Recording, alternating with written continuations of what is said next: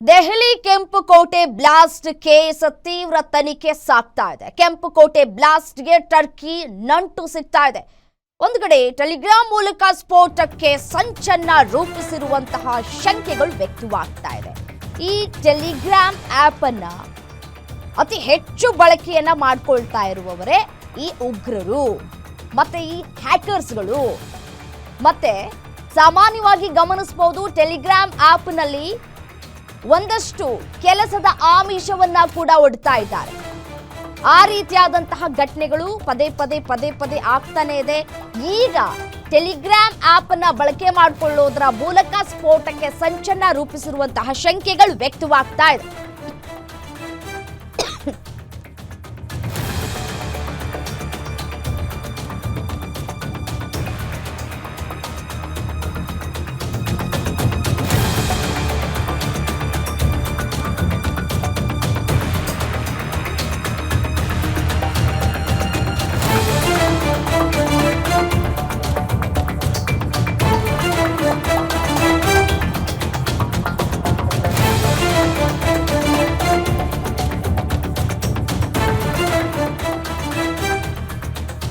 Telegram ಮೂಲಕ ಸ್ಫೋಟಕ್ಕೆ ಸಂಚು ರೂಪಿಸಿರುವಂತಹ ಶಂಕೆ ವ್ಯಕ್ತವಾಗ್ತಾ ಇದೆ. ಸ್ಫೋಟದ ಹಿಂದಿದ್ದಾರ ಟೆರರ್ ಡಾಕ್ಟರ್ಸ್.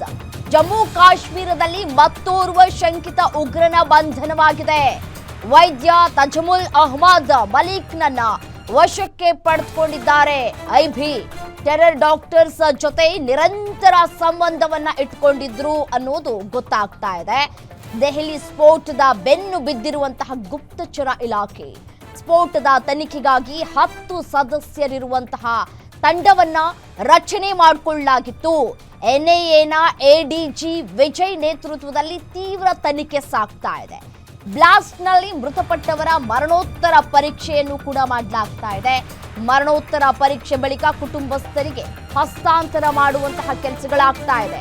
ಜನಸಂದಣಿ ಪ್ರದೇಶದಲ್ಲೇ ನಡೆದಿರುವಂತಹ ಈ ಒಂದು ಬ್ಲಾಸ್ಟ್, ನೂರಾರು ವಾಹನಗಳಿದ್ದಂತಹ ಸ್ಥಳದಲ್ಲೇ ಸ್ಫೋಟ ಆಗಿತ್ತು. ಸುತ್ತಮುತ್ತ ಇದ್ದ ವಾಹನಗಳು ಛಿದ್ರಗೊಂಡಿದ್ದಂತಹ ದೃಶ್ಯ ಲಭ್ಯವಾಗ್ತಾ ಇದೆ. ನೂರಾರು ವಾಹನ ಬರ್ತಾ ಇದ್ದ ಕಡೆಯೇ ಕಾರು ಸ್ಫೋಟಗೊಂಡಿದೆ.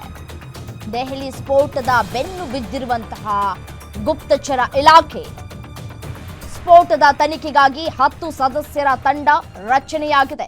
ಸ್ಫೋಟದ ಭಯಾನಕದ ದೃಶ್ಯಾವಳಿಗಳು ಸಿಸಿಟಿವಿಯಲ್ಲಿ ಲಭ್ಯವಾಗ್ತಾ ಇದೆ.